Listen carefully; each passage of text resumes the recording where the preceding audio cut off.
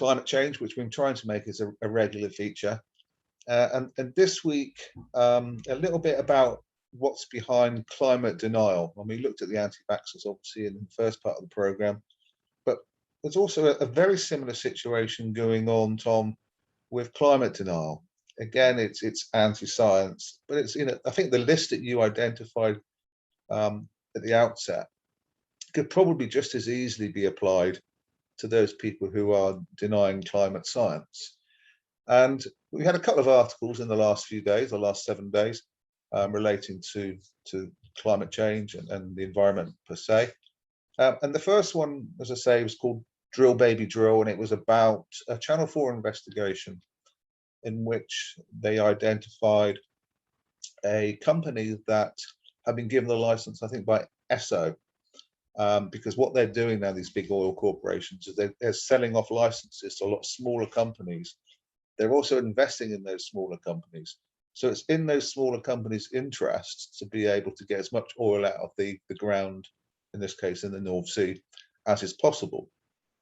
And anybody that comes along and starts saying that fossil fuels are bad for the planet, it's going to affect their profits. So the first thing they're going to do is to deny it. And the second thing they're going to do is to perpetuate this idea within society that's big enough and maybe powerful enough to hit back at those people who are arguing that fossil fuels, in this instance, are having a very negative, detrimental and dramatic and damaging effect. But also, what we found out from this particular investigation is that even when there's climate targets, they pay lip service to them whilst doing next to nothing. In fact, in some cases, going in the opposite direction when they come to praxis, when they actually come to carry things out within their corporations. So they say we're doing it, they put up the advertising, the PR, making themselves look all cozy and fluffy, but in reality, cozy and fluffy is the last thing that they are. So if we just take a quick look at this first clip, as I say, which comes from the Channel 4 investigation, then we can discuss this. And then there's another little short clip that I want to just identify with the viewers after. Yeah, if the UK is going to meet its net zero target, then the vast oil and gas industry out there in the North Sea is going to have to play its part. And the government wants that industry, the UK government, to be on board. But what if the chief exec of an oil company has serious doubts, not just about the science behind climate change, but the scale of the problem? This is our exclusive report. The North Sea, home to one of the UK's great challenges on the path to net zero by 2050. Millions of barrels of oil and gas are extracted from beneath these waters each week. And the UK government now wants the industry's help to reach its climate goals. But tonight we reveal one of the oil executives involved in that mission believes, in his own words, that the climate emergency is fake. New research from climate journalists DSMOG and the think tank Commonwealth, shared exclusively with Channel 4 News, shows how big household names in fossil fuel like BP, Shell, Total have been selling off many North Sea oil and gas licenses, allowing smaller, more obscure companies to emerge, including one called Orcadian Energy. Now, Orcadian Energy is a relatively new player in the North Sea, but it holds the licenses for huge reserves out there. And a further investigation by this programme has discovered that its chief executive is an unlikely partner in the drive to net zero. Not least because he said recently that the drive to net zero is insane. Orcadian Energy's website boasts proudly of its green credentials.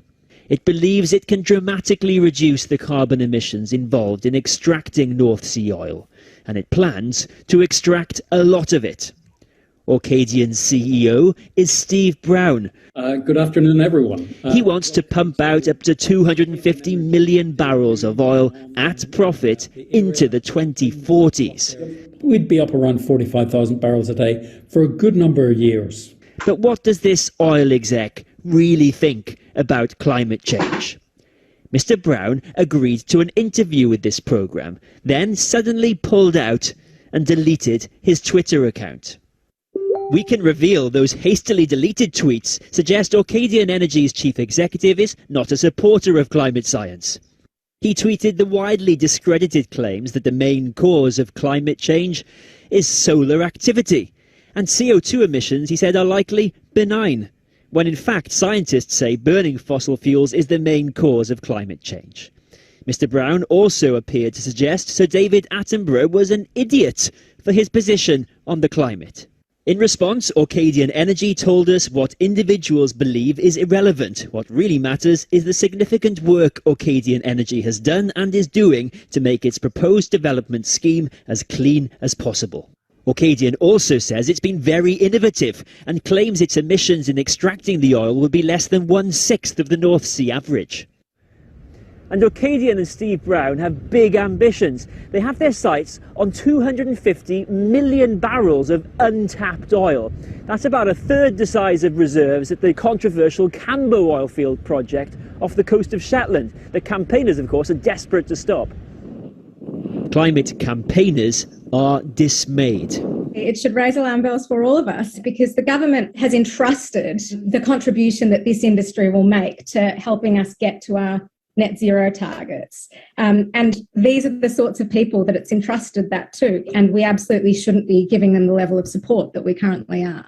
Orcadian claims one of those supporters is the fossil fuel giant Shell.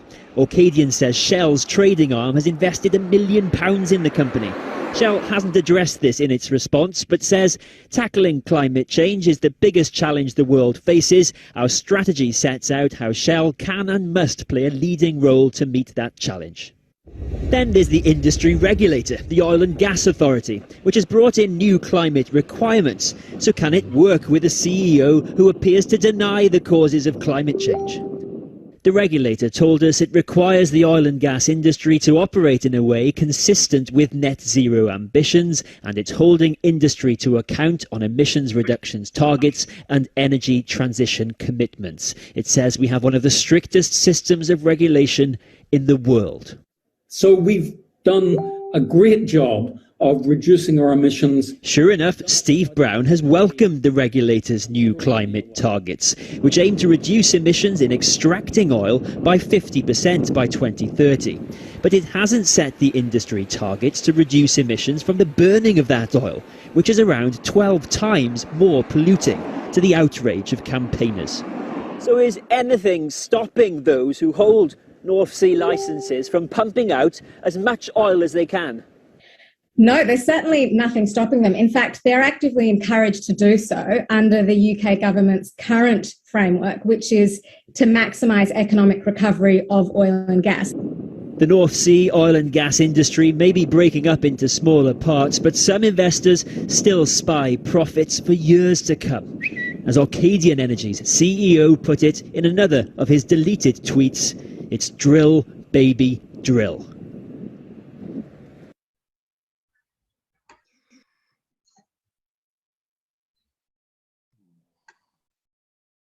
Yeah. And I think the discussions that we've had, Tom, over the last 15 weeks about the role of capitalism, about the role of profiteering, about the role of corruption in government, about the role of greed, they all come into a tight hub when you're talking about how the oil industry, how the fossil fuel industry is responding to the damage that's been done to the environment, climate change, biodiversity, but also how they are the least to be trusted on the solutions. Yeah. Because their PR is spending hundreds of thousands, if not millions, in concocting a myth, a story to be sold to the public, so that the public feel like everything's being done that can possibly be done, let's look somewhere else. Yeah. When in fact, that is as far from the truth, I think, in many cases, as can possibly can be. Yeah. And, you know, it's been uncovered that these major players in the fossil fuel industry, people like Shell, big, huge multinational companies, Shell, BP, etc., have been pumping out climate change denial lies for decades. Yes. And they put a vast amount of money into that. So they pay their lobbyists to lobby the MPs, you know, have the MPs in their pockets, MPs here, senators in America, etc. They put money in their pockets, get them elected in return for those politicians not transferring to the renewable energy sources that we need to save the planet, and continuing to not just approve the fossil fuel industry, but give them massive subsidies with taxpayers' money. I mean, loads of our money goes into these making these companies really profitable for the rich shareholders that own the shares, and that's actually our money that's subsidising these companies. So they get big taxpayer subsidies given to them by the politicians that they pay for and own, and as well as employing the lobbyists to make sure that happens, they employ all sorts of PR people to spread anti-climate change lies, and they've been doing it for decades, and the evidence is all out there now that they've been lying for decades, and we're now at this tipping point where it may be too late. Yeah, and in America, they've been called in front of commissions and they've been forced to admit it. Yeah. But because the viewership of that particular televising of that particular commission and that admission is so relatively so small, and because it's then not covered by the wider corporate billionaire media, because it's not in their interest to, nothing gets done. So even though they're admitting it, and we've got on Dorset, we've got videos of, in America, large corporate fossil fuel industry CEOs admitting that they've been manipulating a lie to the public since the 1970s. Yeah.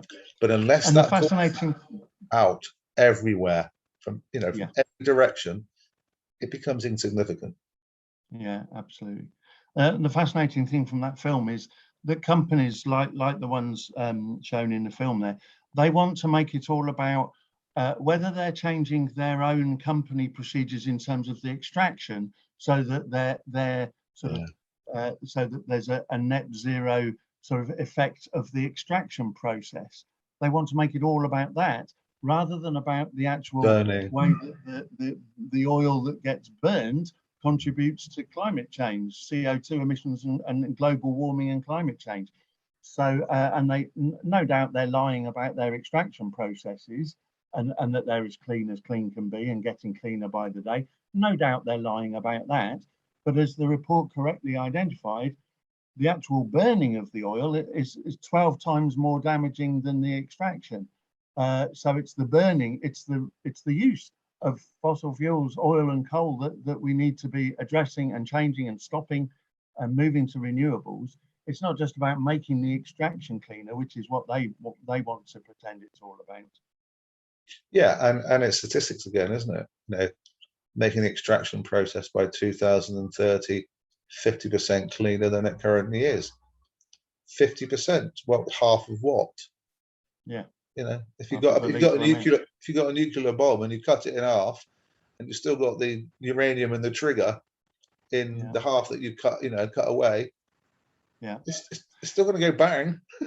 Yeah, I mean it's like they're a producer of poison, and the CEO chap that was on the film there saying we don't poison anyone in the making of the poison. In the factory where we make the poison, we're not actually poisoning anyone there. No, and I think we just make it and send it out. And also to remember, I think that you're talking about fossil fuels. Obviously, it is a much greater impact going on around the world from these big corporations who are trying to get rid of stuff on the cheap, and they simply don't care about the effect it has on the climate. And I just want to leave the viewers from this section with this particular image, which I think it's not only dramatic, it's horrifying.